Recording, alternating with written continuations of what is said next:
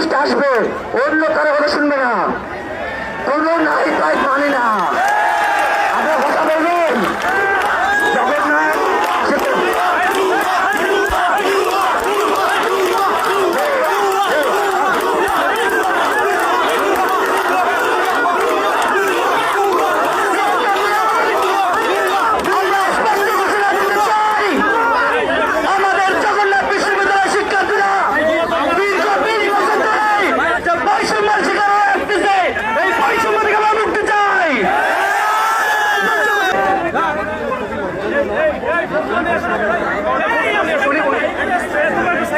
চাই